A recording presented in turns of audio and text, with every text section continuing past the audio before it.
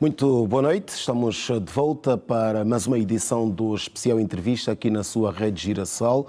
Como sabes, nós emitimos nos canais 7 da ZAP, 54 da TV Cabo e 508 da DSTV, também na Girassol FM 102.7, por isso mesmo cumprimentamos também os nossos radiovintes e ainda os nossos internautas que por esta altura nos acompanham nos nossos canais das redes sociais, nomeadamente o Facebook e também o YouTube TV Girassol Online. Na edição desta quinta-feira vamos falar sobre história, sobre sociologia, sobre educação e também sobre memórias. O nosso convidado é historiador e sociólogo, nasceu no Bailundo, província do Ambo, a 8 de dezembro de 1942. No entanto, tem também um outro registro que tem a ver com o dia 12 de outubro de 1944. É licenciado em História pela Faculdade de Letras da Universidade Clássica de Lisboa e também mestre em Estudos Africanos pelo Instituto Superior de Ciências do Trabalho e Emprego de Lisboa. É um antigo estudante do Colégio Dom João de Castro, do Liceu Nacional da ex-Nova Lisboa, atual província do Ambo, e do Liceu Salvador Correia, aqui em Luanda, o conhecido Muto Iacavela.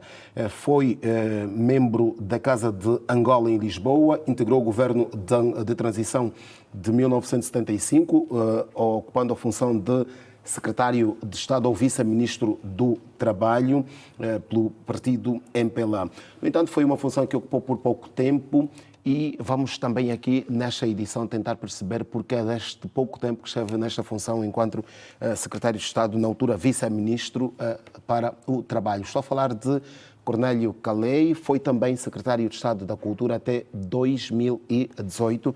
Dr. Cornélio Calei, muito boa noite, bem-vindo ao especial entrevista da Rede Girassol. Muito boa noite, eu sinto-me muito feliz por estar junto de vós, jovens, a conduzir uma instituição como esta. Muito bem, Dr. Cornélio, como disse, vamos falar sobre história, sobre sociologia, educação e também sobre cultura, que são, digamos que, as margens, as áreas em que navega diariamente, até porque nos próximos dias vai lançar Nas Duas Margens da Vida, homenagem à memória, um livro de memórias de Cornélio Calei.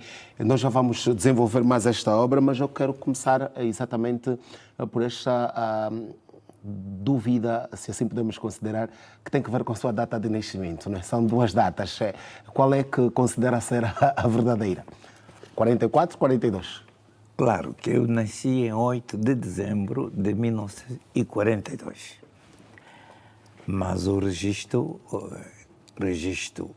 de um menino indígena, da área indígena, esse registro não era feito pelos pais, era feito pelos mais velhos da aldeia.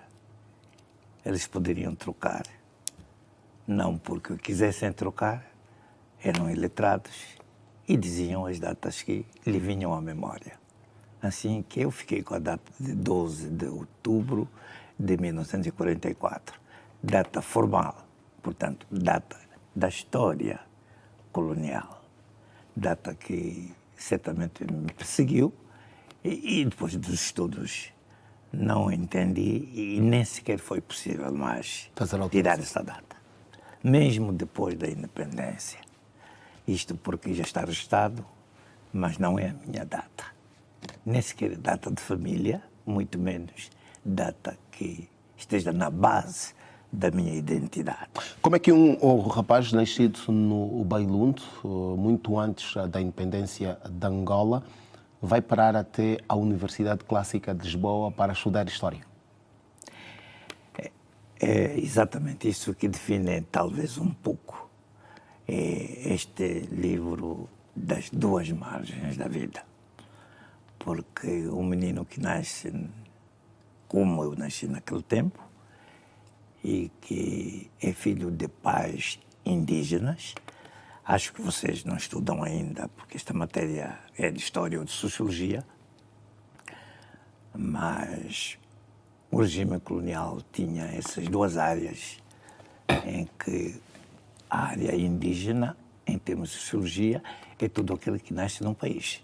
Portanto, indígenas éramos todos. Mas, entretanto, dividir para melhor reinar, tentou puxar alguns que achavam mais esclarecidos para os chamar assimilados. Assim é que os angolanos, naturais de Angola, os indígenas angolanos, ficaram divididos em duas faixas.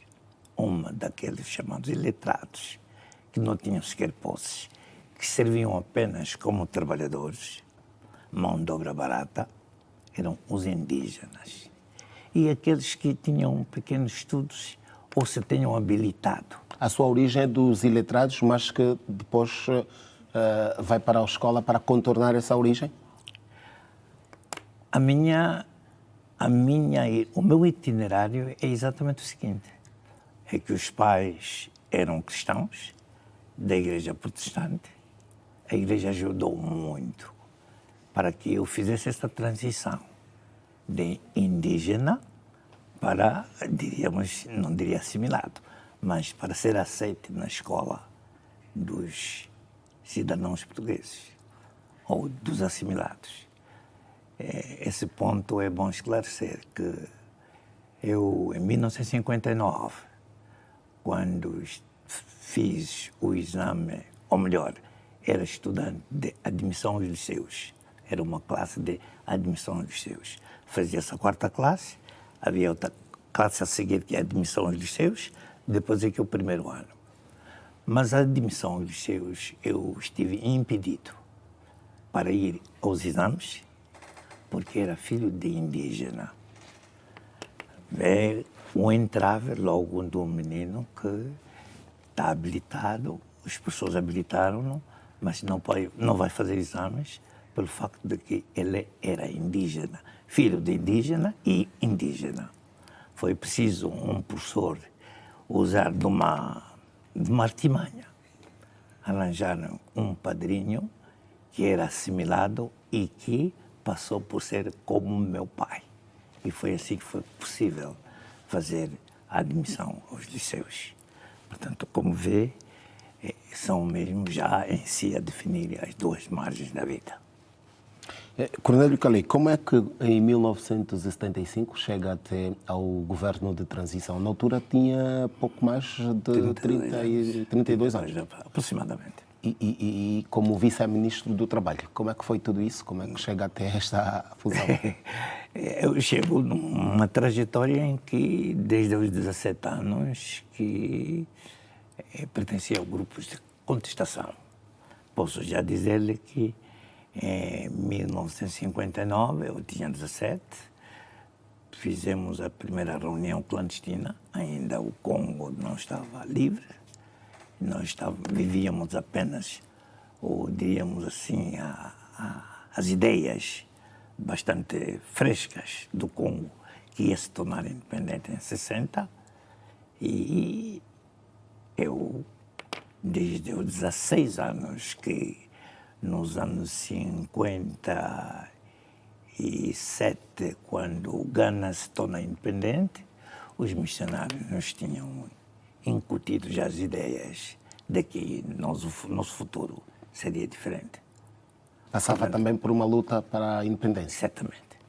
E então, quando estávamos nas escolas, tínhamos já a ideia de que o que nós vivíamos um dia havia de passar. Mas eu estava a referir à primeira reunião política em que eu participei, fui um dos membros, à noite, 59, 24 de junho. Foi o início de entrar num itinerário de luta. Em 1967, e por isso mesmo não quis entrar no exército. Eu esquivei-me a querer não entrar no exército.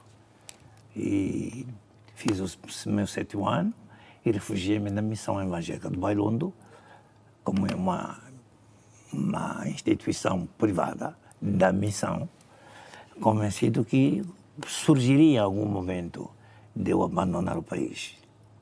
Mas não foi possível porque eu tinha criado um pequeno boletim, O Progresso, caiu na PIDE e fui apanhado. E inserido no exército como soldado cumprido. Sem entender bem o que é soldado cumprido, eu vou explicar. É o soldado que não tem regalias e que só a palavra de cumprido indicava que ele foi forçado por motivos políticos. Quando saio de antiga Nova Lisboa e depois sou transferido para o Luanda, eu aí cruzo-me com militantes na clandestinidade do MPLA. E em 1967 torno-me militante da clandestinidade do MPLA. Portanto, a minha trajetória é que vai definir que, enquanto estudante, depois de toda essa trajetória de entrar de novo... De luta pela clandestina, depois ter passado até, subido até oficial, porque depois tirei a nota de cumprido, entrei como oficial, terminado, vou para Lisboa, em contato com os outros, nós nos organizamos, até um pouco antes do 25 de Abril. Eu era um dos dirigentes, e há tantos que nessa altura, meus colegas, que vieram também desempenhar as funções de direção no país. No entanto... No meu caso, é especificamente no meu caso, que é a pergunta que me faz. Sim, Ministério do Trabalho. Portanto, em junho nós recebemos o Dr. António Augusto Neto, que nos foi visitar, e que nos disse exatamente o seguinte, que seria bom, pelo contexto que passava no país, seria bom que alguns que quisessem interrompessem os estudos para irem ajudar nós. Marcamos o nosso lugar na história de Angola. Eu já andava doente, já 2 anos antes, numa depressão.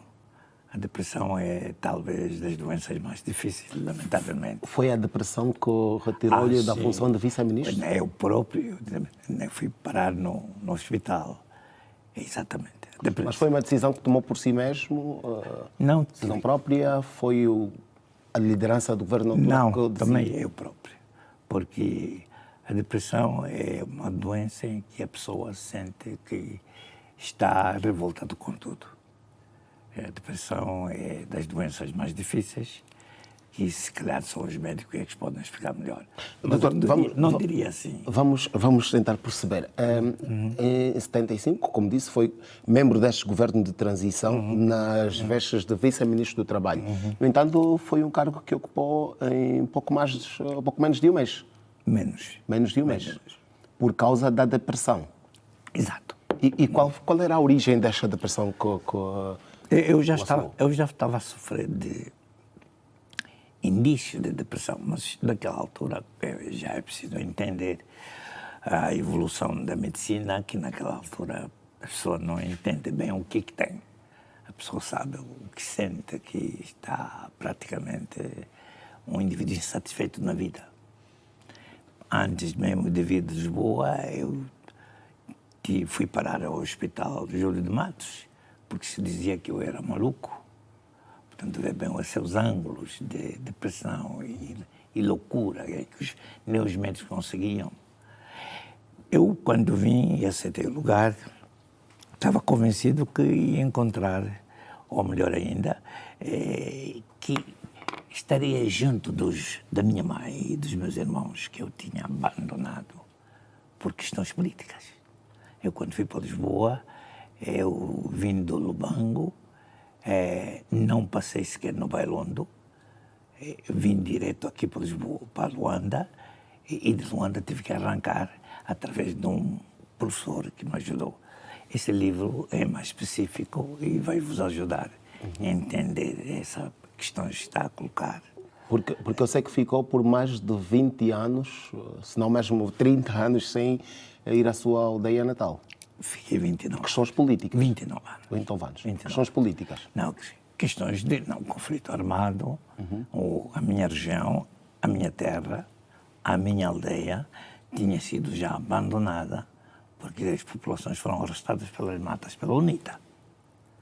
E, portanto, mesmo indo até o Nova Lisboa, ou a antiga Nova Lisboa, hoje Voambo, só podia ser de avião. Para jovens como vocês, se calhar, não viveram esse contexto de guerra, poderão, nesse momento, interrogarem-se, e é bom aproveitar o momento para escrever, ou até ter anotações como estas. Eu fiquei 29 anos em Luanda, aqui em Luanda. Em princípio, fiquei mais tempo como funcionário sonangol, aí cerca de 22 anos, até que me aposentei, fui aposentado, e o doutor Boaventura Cardoso, num dos encontros, convida-me para ir para a Dido Cultural, nos Estados Unidos da América. Foi o primeiro adido de Angola? Não, Adido cultural? não era o primeiro. Havia uma vaga, e havia a vaga da Adido Cultural. E então eu fui em 2008 já. Ok, nos Estados Unidos da América? Nos Estados Unidos da América. Mas não fico sequer um ano, porque quando se dão as eleições de 2008, eu vim aqui para dar o meu voto. Mas uma estimada amiga, colega, aliás, a doutora Rosa Cruz e Silva, nomeada ministra, ela convida-me para vice-ministro. Okay. E, claro, para mim foi uma honra voltar a servir o país. Cargo que ocupou por praticamente 10 anos, né? Quando depois teve a transição para a Secretaria da Cultura. Certamente. Até 2018. Certamente. E diria que era uma forma de servir aquilo que não fiz naquela altura. Era uma forma de recolocar a minha personalidade junto do povo. E como é que superou a depressão, Dr. Cornélio Calei? A depressão foi superada com problemas graves. A depressão é superada para aqueles que a sofrem em condições em que os médicos começam a duvidar o que a pessoa tem, porque andam entre a psicologia e a psiquiatria. Esses dois ramos são difíceis até hoje para o doente e para os próprios médicos. Agora, também me pergunta como é que superei o tempo e talvez mesmo o entendimento do problema. É que eu percebi que a medicina pouco faria, senão eu próprio deveria fazer força para a superar. Mas é preciso entender que... Tem noção de quanto tempo durou este processo todo? Esse processo não durou menos de 10 anos. 10, 12 anos. É preciso perceber que... E nesse tempo, nestes 10 anos, depois de deixar o Ministério do Trabalho por causa desta depressão, o que é que fez, onde é que esteve para poder ultrapassar esta situação toda? Eu sou praticamente aliciado, raptado na clínica do Alvalade por antigos meus amigos, porque eu queria ir buscar a minha mãe, os meus irmãos, 2 irmãos que estavam comigo no Lubango, e a minha mãe também estava comigo no Lubango, por questões de que estava sendo perseguido. Fui para Lisboa. A ideia era ir buscá-los. Eu não tinha mesmo condições de ir buscá-los para voltar para Lisboa. Eu tinha condições de voltar e é isto que me moveu a ir para o Ambo, aliciado por amigos, colegas que me conheciam. Mas nunca pensei que fosse indiretamente ou diretamente um rapto. E sofri aquilo que só o livro que pode dizer. Muito bem. E depois deste processo, voltou a sentir-se depressivo em algum outro momento da vida? Não, Hoje, como é que lida com todas estas quero situações? referir que durante esse processo eu tive que reter-me a 3 momentos de suicídio. Tentou suicídio por 3 vezes? 3 vezes. Como é que foi isso? Quer contar-nos? O primeiro, esse é fácil de contar. Está aqui contado também no livro. Eu estava alojado no lar de estudantes, Avenida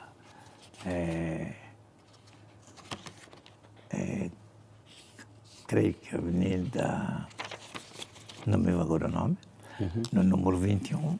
Eu estava no quarto ano e decidi pôr fim à vida. E fui até o 11º andar para me atirar abaixo. Talvez até a sorte da vida é que uma senhora de limpeza, não sei o que lhe passou também pela cabeça, e grita para mim: doutor, mas está aqui sozinho a fazer o quê? Eu fui apanhado. Eu estava já agarrado para me atirar. Primeira grande tentativa. Isto foi em 1974, antes de vida, exato.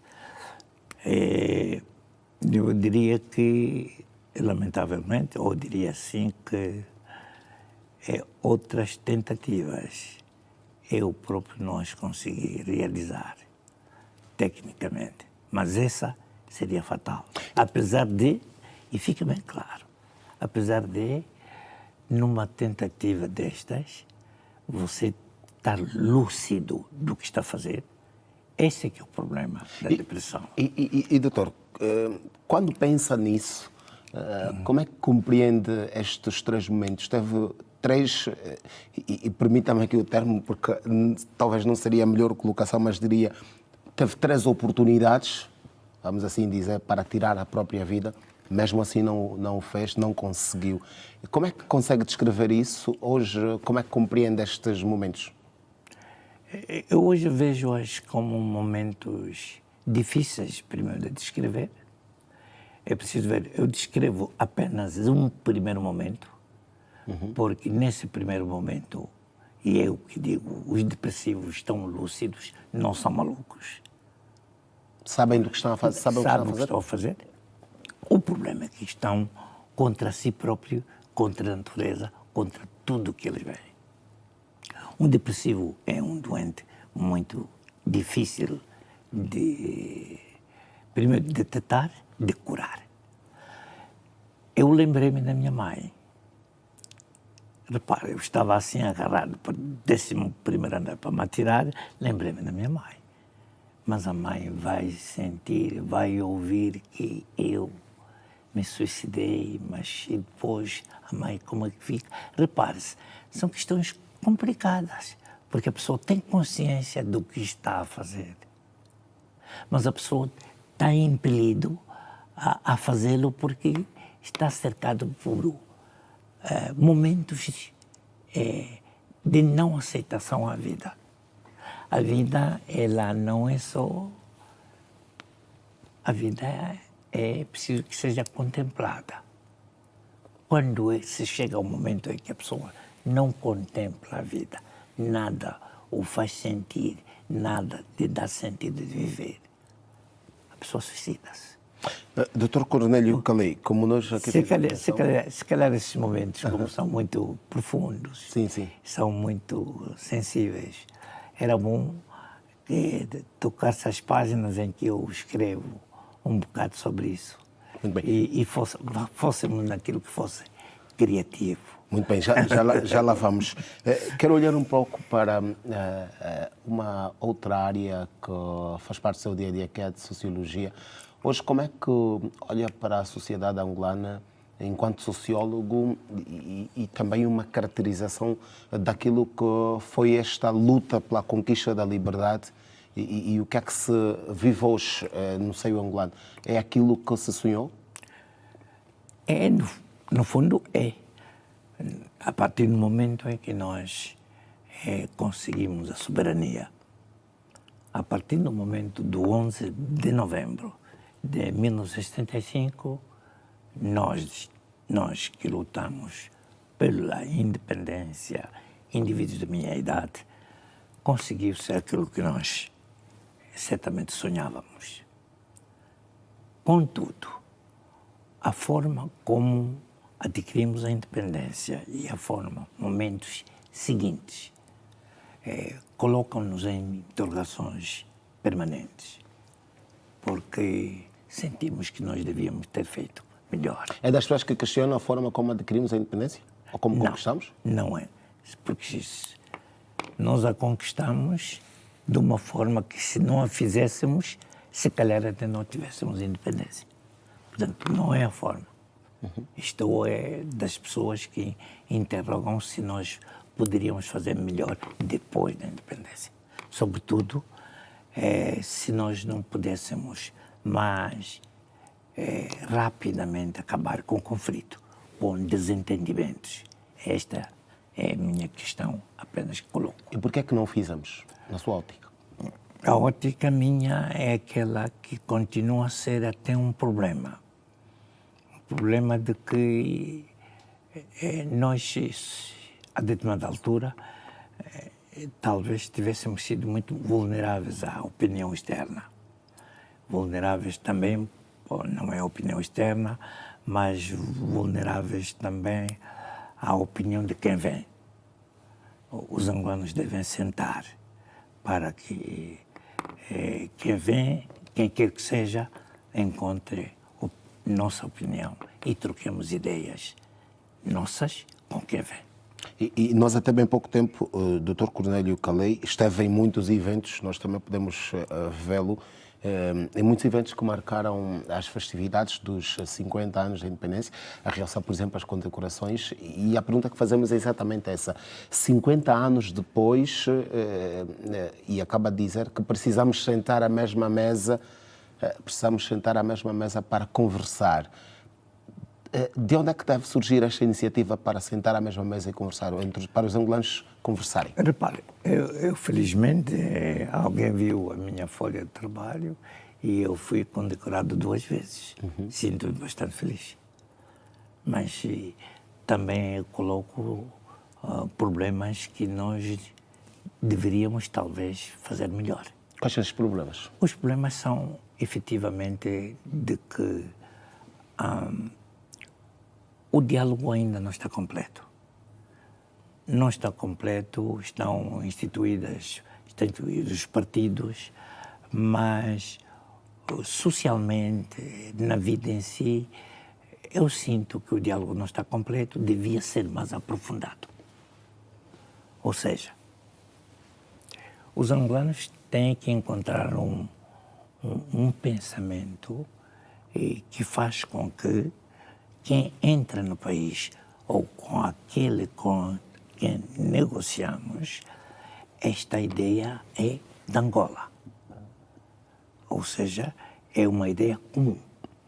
Os angolanos, como estão no princípio da construção da nação, precisam de ceder muito, ceder bastante daquilo que cada um pensa e que consigam trocar ideias.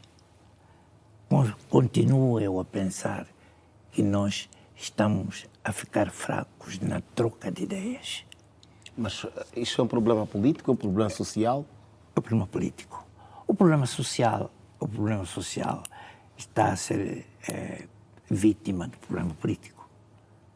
Porque Quando fala político, está a falar dos partidos políticos? Falo dos partidos políticos, falo dos políticos. Porque repare que em muitos casos, e se nós neste momento tirássemos essa mesa e fôssemos para a minha aldeia, iria sentir que nós estamos no mesmo país. Porque nós deixamos muitas populações, continuamos a deixar muitas populações em situação de miséria. E isto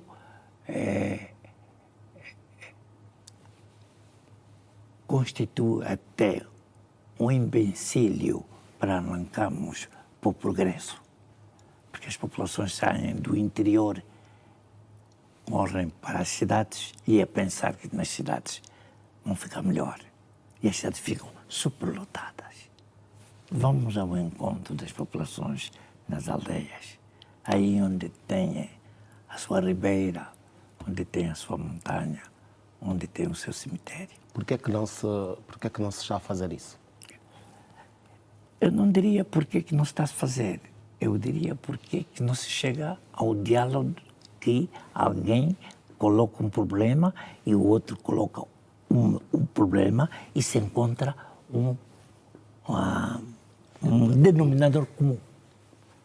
Portanto, não diria por que não se está a fazer. Eu diria, mas devemos fazer.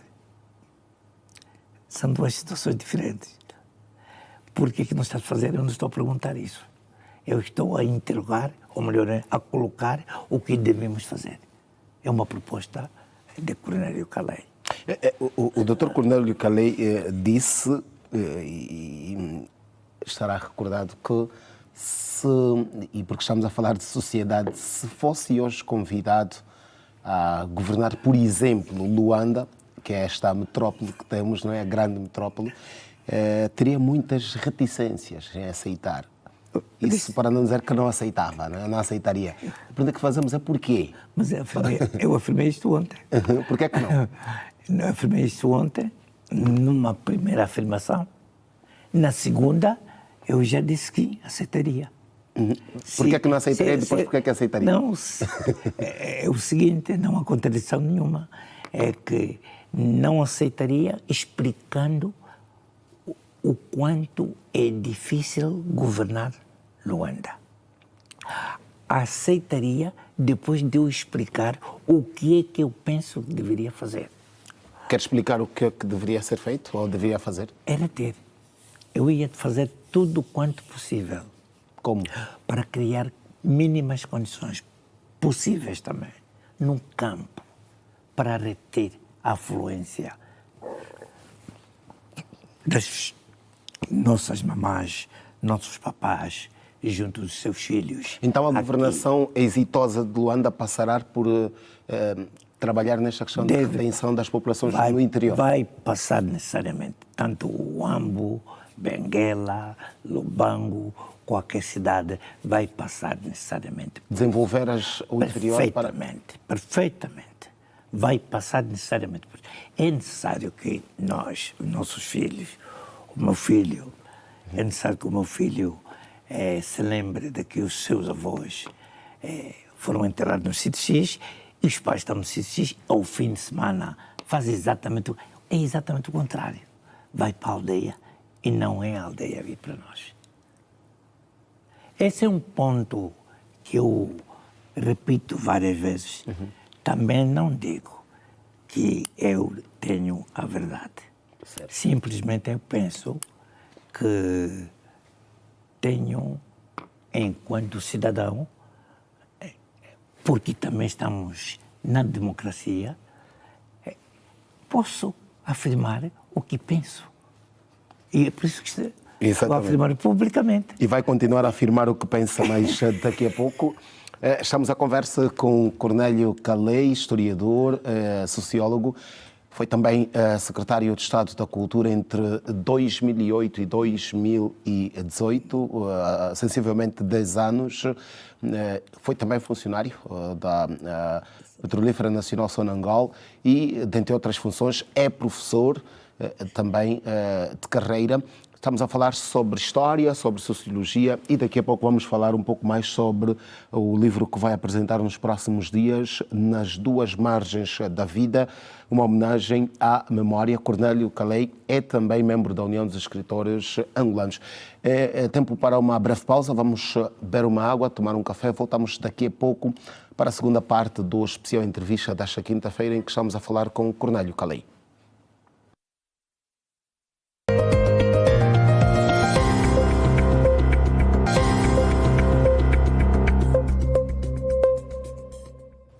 Outra vez, muito boa noite. Estamos de volta para a segunda parte do especial entrevista, nesta quinta-feira, 15 de janeiro de 2026, no Dia dos Antigos Combatentes e Veteranos da Pátria. E chamamos a conversa com o historiador, sociólogo e professor Cornélio Calei, que é também vice-presidente da Associação da Academia de Letras de Angola e ainda coordenador do Grupo Técnico-Científico da Civicop. Este projeto, ou esta iniciativa que tem que ver com... faz parte de uma das iniciativas do processo de reconciliação nacional. Dr. Cornélio Calei, na primeira parte falávamos muito sobre aquilo que é hoje, o que foi este processo todo histórico, porque passou pela depressão e porque falou da depressão, eu gostava de voltar a este assunto exatamente para uma questão muito rápida. Porque estamos a falar da sociedade, a sociedade que temos hoje é propícia a esta questão da depressão? Se comparada, por exemplo, ao seu tempo? Eu não sou, portanto, da área, sou um doente, portanto, vítima. Um doente curado, ou ainda doente?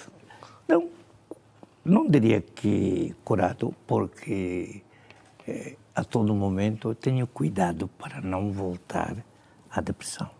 Exato, dizia, não é especialista, mas considera ser propício a esta sociedade que temos hoje? Não, perfeitamente. E porquê? Não, porque ela não oferece, em muitos casos, não oferece saída profissional. Por exemplo, para a juventude que tenha gasto também tantos anos para exercer uma função na sociedade. Nós temos que ser claros nesse sentido. Nós estamos a formar a juventude e devíamos ter também um cuidado o quanto possível, seguir, indicar caminhos, porque estamos na economia do mercado, e aí, então estou a desviar, estamos na economia do mercado para um país que ainda é deficiente em termos de talentos, é deficiente em termos de pessoas com posses materiais. Portanto, a juventude que faz tudo para terminar um curso precisa que haja alguma orientação quanto possível. E quando isto não acontece, é propício para que um jovem apanhe a depressão. Estamos a falar de políticas públicas, Dr. Cornélio? Estamos a falar de políticas públicas. Estamos a falar exatamente de políticas públicas e estamos a falar mesmo de política. Porque quando eu estou aqui a falar de modelo de economia de mercado, estamos na política. É assim que eu digo que o modelo que estamos a adotar hoje precisa de ser domesticado. Domesticado.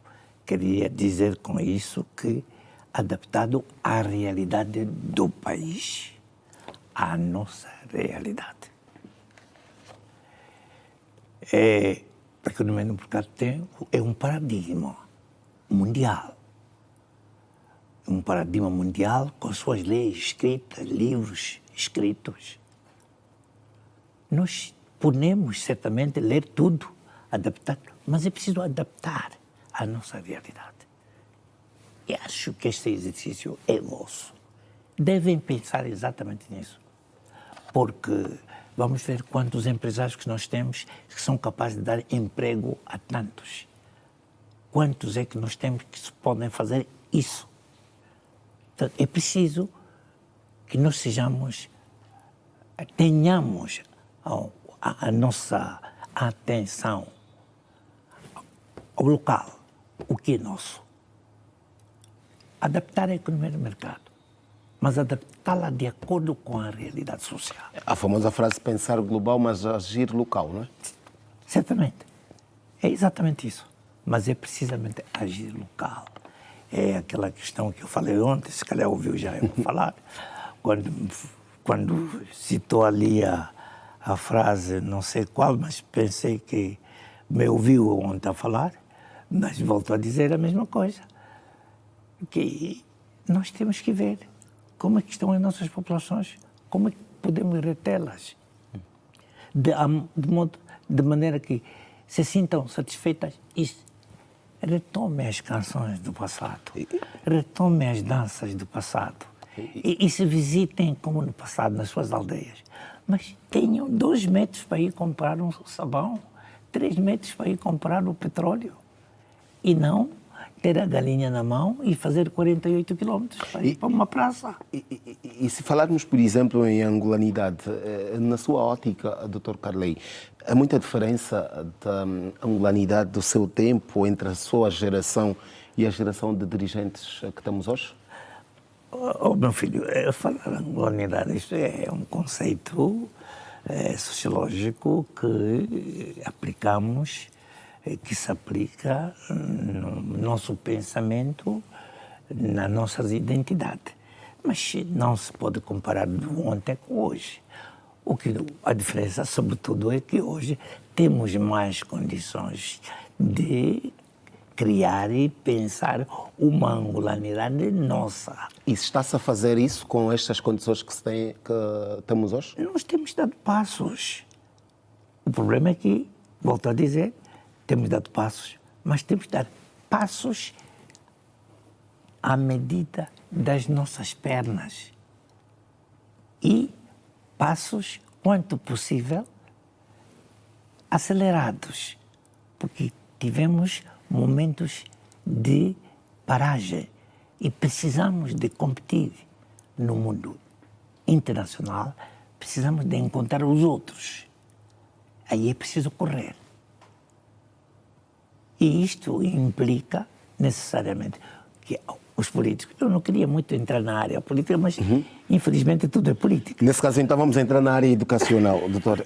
Só para fecharmos este capítulo, esta forma de pensar e de agir, de olhar para a retenção das pessoas no campo, de olhar para esta angolanidade e para o desenvolvimento, o ensino que o país tem, o ensino que é hoje, digamos que dado, lecionado nas nossas escolas, olha para isso, sim e não? Como é que devia ser este ensino, no sentido de termos um país melhor ou mais desenvolvido? Nós, agora, vou ser um pouco idealista, não é?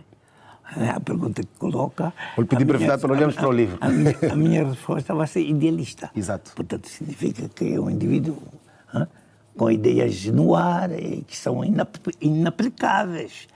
Mas o nosso ensino tem, sobretudo, que assentar também na terra. Tem que assentar no solo. Tem que assentar junto das populações. O nosso ensino tem necessariamente que fazer com que a criança conheça o Kwanza, porque nós fomos obrigados a conhecer o Tejo. Ou melhor, ouvir o nome do Tejo, que não conhecíamos. Hoje, a criança tem que conhecer o Kwanza e até beber a água do Kwanza. Somos soberanos. Está a falar do rio, não do Kwanza dinheiro. Estou a falar do rio. Não o Kwanza dinheiro, não. Do rio. Isto quer dizer o quê? Isto quer dizer que nós temos que conhecer Angola. Vamos voltar àquela fórmula. E o ensino que temos não está a olhar para isso? Não digo como devia. Não digo que não está a olhar. Está a olhar, mas o reflexo do que se faz junto das populações devemos fazer mais. A escola não está ainda nas aldeias, ou pelo menos não está. Outros componentes também não estão lá. Uma fonte de água, um campo de futebol, um centro médico. Essas componentes todas que fazem arrancar a sociedade no todo, ao nível no todo, é uma questão importante. Está a falar do ensino em si, mas o ensino é importante. O ensino é que faz o homem. Nós só podemos ser angolanos com o ensino, porque senão seremos angolanos de papel. É o ensino que faz o homem. É a educação, é o conhecimento. Temos que tornar essa sociedade uma sociedade do conhecimento em que em cada canto aprendemos. Nós temos que pensar, e isto é necessário, isto é possível. Porque é possível como? tal como estamos a dialogar, mas fazer outras associações, várias associações, voltadas exatamente para incutir o ensino, a educação como uma medula fundamental. Ninguém, mesmo ninguém, sem o conhecimento. Aliás, falando aquilo que já repeti ontem, nós não somos nada sem o conhecimento. Doutor Calei, e para fechar mesmo esse capítulo, porque já não temos muito tempo, temos de falar rapidamente também daqui do livro, uma digamos que a apresentação para que os leitores possam depois também procurar. Eu gostava só que, de forma muito rápida, nos falasse da Civicop, já que é o coordenador do grupo técnico-científico. A pergunta que eu lhe faço é se, enquanto parte desta equipa, se sente satisfeito dos passos dados até agora, deste processo todo, da forma como foi desenvolvido este projeto. Eu coloquei apenas Civicop porque eu fui indicado como coordenador do grupo técnico, mas não fui demitido, portanto... Continua a ser. É só por isso. Está satisfeito com o trabalho que foi feito? Não, ou que já está feito? Sim, mas por que não? Porque o projeto em si é nobre. Portanto, o projeto em si é muito nobre. Portanto, é preciso que seja prosseguido. E não me pergunte se estou satisfeito, muito satisfeito com o projeto e com aquilo que nós podemos fazer. E aí é que é um desafio. Continuem. É o passo para a reconciliação nacional. Mas sim, por que não? Só quem certamente não tem acompanhado o que nós fizemos é que pode ter algumas vezes as dúvidas surgem na sociedade, porque nem toda a gente tem acompanhado, mas nós que estamos no terreno, sim, um passo nobre que precisa de ser prosseguido, continuado, alargado, difundido, conhecido e envolvido. Toda a gente tem que se envolver com esse pensamento. Muito bem. O Dr. Cornélio Calei vai nos próximos dias, como aqui fizemos menção várias vezes, apresentar nas duas margens da vida, homenagem à memória. Escreve um livro com 28 capítulos, daquilo que podemos já ver, e começa exatamente a falar da terra berço. É do Bailundo que fala? É do Bailundo. É do Bailundo, da minha aldeia, Chitete Sanjo, a 28 quilómetros do Bailundo. É daí mesmo onde falo, porque é aí onde está a raiz da minha identidade como cidadão angolano. É aí onde vão as minhas memórias de convivência com os meus queridos pais. E é aí onde também vão as memórias com os meus companheiros, com os meus colegas, com as tentativas de jogar a bola e ganharmos o desafio com outra aldeia. É aí onde também nasceu o sonho de me atirar à sociedade para ser útil, quanto possível, à sociedade toda. É onde começa a homenagem às suas próprias memórias.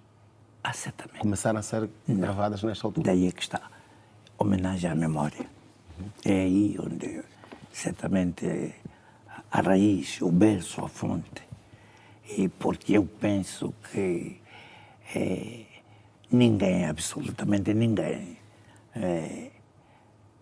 pode olvidar o seu berço. Porque olvidar o berço, se calhar é viver pouco ou não viver.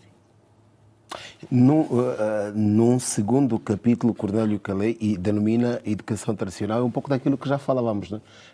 Ter uma educação que olha para o que é nosso, para a nossa cultura, para as nossas tradições. Eu aqui explico exatamente o que eu aprendi como avô. Enquanto junto do avô passava 2 anos, ou 1 ano, uns meses, e eu aprendia uma determinada cultura, que nós chamamos tradicional, quando ia junto dos meus pais, já a situação era diferente.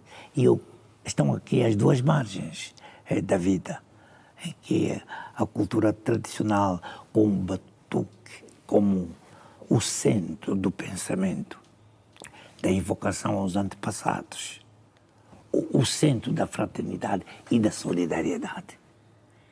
E depois ia para a aldeia, em que confrontado com os hinos da igreja. Sim, porque traz também a educação religiosa. Não, perfeitamente. Encontro aí os hinos, a educação religiosa, que já se diferencia da educação, a chamada tradicional. As duas margens da vida começam por aí a serem tecidas. E o Cornélio Caleiro entendeu perfeitamente que ele é produto dessas duas margens da vida. Num outro momento, fala também, e isso no capítulo 3, por exemplo, fala da vida sob o sistema colonial. Já aqui falamos um pouco da questão da história. No capítulo 4, ou no quarto capítulo, se preferir, fala da resistência. No quinto, das mudanças na vida. Da educação religiosa já acabou de falar. Da educação moderna no sétimo. Mas eu gostava, Dr. Calei, que comentasse um pouco sobre um outro capítulo que tem a ver com os desafios da vida da mãe. Isto traz no capítulo 12º. Exato. Que desafios são esses? Não. Está a falar de que mãe? A mãe da aldeia? A mãe da sua mãe? A minha mãe materna. Quando se fala aqui da mãe, é a minha mãe. E que desafios foram estes enfrentados São pela sua mãe? vários. Desafios vários da mãe, sobretudo.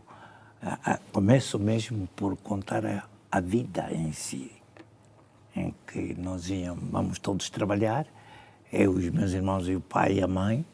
Entretanto, é a mãe e a minha irmã confrontados em arranjar a rama, arranjar comida para o jantar, enquanto o pai, por exemplo, estava no jango, eu estaria, por exemplo, a jogar a bola. Esse é um desafio que eu coloco já. Já coloco no livro e já é um pensamento antigo. Que eu já pensava, mas por que é que a mãe faz tanto trabalho e nós não podemos acompanhar? Eu faço essa interrogação, não é hoje. Isso é a posição da mulher na sociedade. Este ângulo é importante. É a posição da mulher na sociedade. Em que a mulher aparece aquela que parece a servir o homem. A mulher aparecer. E porque a minha mãe permanentemente interrogava-se se eu fosse homem. E essa interrogação que me levou sempre a falar da mãe. E eu perguntava-me por que a mãe, afinal, é mulher e não é homem. Se eu fosse homem. Aqui, a falar da minha mãe, eu estou a introduzir os problemas que surgem hoje e vão continuar a surgir. E, felizmente, estamos a ter um caminho claro, porque a mulher hoje está já a ficar ciente que pode trabalhar para ter um lugar. E isto eu comecei a pensar já há muito tempo. E há aqui uma passagem muito interessante do meu pai. Quando a igreja pediu meninos para irem para o internato. Meu pai, como não tinha menino, só tinha a mais velha menina, trouxe menina. Depois o catequista voltou-se com o velho Timóteo. Mas então, velho Timóteo, você traz-me menina? E o meu pai responde nesses termos. Afinal, ela também não é pessoa. Timóteo, que é o seu pseudónimo também. Timóteo o Lica. O pai responde, Timóteo Lica.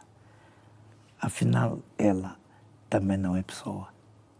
Repare, sendo uma realidade de um pensador camponês naquele tempo, é um pensamento moderno. Do que percebemos, Dr. Cornélio, procura sempre trazer sempre, e as margens é a questão do interior, da aldeia e aqui as grandes cidades, a modernidade. Perfeitamente. Continuo, porque ainda hoje as minhas interrogações, aquilo que eu escrevo, aquilo que eu penso, veja bem, quando falamos um pouco de política, o que é que eu disse? Reter as populações nas suas aldeias. Portanto, veja bem, o pensamento não mudou. O pensamento não mudou, porque ainda continuam a pensar que as populações nas suas aldeias, onde podem certamente facilmente ir à loja comprar e tocam o seu batuque, as canções ficam lá, as danças também. Estamos a perder muito com isso. Dr. Caley, é um livro de memórias, já aqui dissemos várias vezes. Para quando o lançamento oficial? Como é que as pessoas, sei que haja também uma pré-venda, como é que as pessoas podem ter acesso? Há uma pré-venda e acho que a pré-venda há um responsável que está lançado nas redes sociais, pré-venda, mas o livro vai ser lançado, devia ser lançado dia 30. Aproveito essa pergunta que me faz, é extremamente interessante, porque eu já tinha dito que o livro vai ser lançado na União dos Escritores no dia 30. Infelizmente não será, porque vou em serviço, só no meu regresso é que teremos mais oportunidade de dizer realmente qual é a data e a hora do lançamento. No entanto, ele sai pela Mayamba Editora e quem quiser pode contactar a Mayamba Editora? Não, por o momento não. Okay. A Mayamba, nós temos um contrato de prestação de serviço, okay. Portanto, neste momento, quem quiser, diríamos que por vias da internet. E já agora, quem é que dirige este livro, para fecharmos? Quem dirige é um jovem. Quem dirige o livro... Não. A quem é que indica para a leitura deste livro? A quem que indica? Quem é que acha que sim, quem é que pode ler, deve ler o seu livro? Bom, eu penso que é a juventude da sua idade. Juventude da sua idade, a juventude da sua idade e até a juventude um pouco mais abaixo, para poderem ver e perceber os itinerários que assolam ou assolaram o jovem Cornélio Caley, e também para poderem perceber que pode saltar certamente uma vala, um arbusto também pode ser cortado para se passar para o outro lado. E, portanto, aqueles da minha idade podem esquecer, mas da sua idade não devem esquecer. Muito bem, então vamos aguardar pela data da apresentação oficial do livro. Nós, felizmente, já temos o nosso exemplar e vamos também continuar a estudar este livro. Cornélio Caley foi hoje o nosso convidado. Ele que responde pelo pseudónimo Timóteo Ulica, tem várias obras também no mercado e porque é membro da União dos Escritores Angolanos, dentre elas, por exemplo, a Rola de Chingando, é uma novela que foi escrita ou lançada em 1980. Pronunciou bem. Candundo, romance, que foi lançado em 2001. Também pronunciou bem. Ainda o Julgamento do Homem, é uma fábula que para todas as idades, né? Em 2013 e tantos outros livros que tem este autor, que responde pelo pseudónimo Timóteo Ulica, mas que politicamente e até como académico é conhecido por Cornélio Caley. Nós queremos, Dr. Cornélio, agradecer muito por ter acedido ao nosso convite. Foi rápido, mas cá esteve e muito cedo. Muito obrigado por ter acedido ao nosso convite e por partilhar estas memórias conosco no dia de hoje. Eu poderia apenas dizer, talvez a palavra não chegue a dizer, parabéns pelas vossas instalações. Eu fiquei encantado convosco e com as instalações. E mesmo a nossa conversa. E vou mais descansado, que não terei mais depressão. Muito obrigado, Dr. Cornélio Caley. Espera, e exatamente este é o voto que nós fazemos também, que nunca mais fique depressivo. Foi importante saber que, por mais de 5 anos, Cornélio Caley foi uma pessoa que passou por uma depressão, todavia superou e hoje está aqui por mais de 1 hora a conversa connosco. Falamos sobre vários assuntos. É importante saber que não se pode desistir. Vamos agradecer a si uma vez mais pelo carinho da sua audiência, aos nossos radiovintes, internautas e telespectadores. Nosso convite fica marcado e este compromisso reafirmado para a próxima quinta-feira, a partir das 21 horas. Cá estaremos de volta para mais um especial entrevista. Até lá, tenha uma excelente noite, Amanhã, a partir das 6 horas, Bom Dia com Energia na Girassol FM, com João Alves. E o Manhã Girassol, a partir das 7 horas, aqui na TV Girassol, com a Celestina Zola. Muito boa noite, bom descanso. Até a próxima quinta-feira.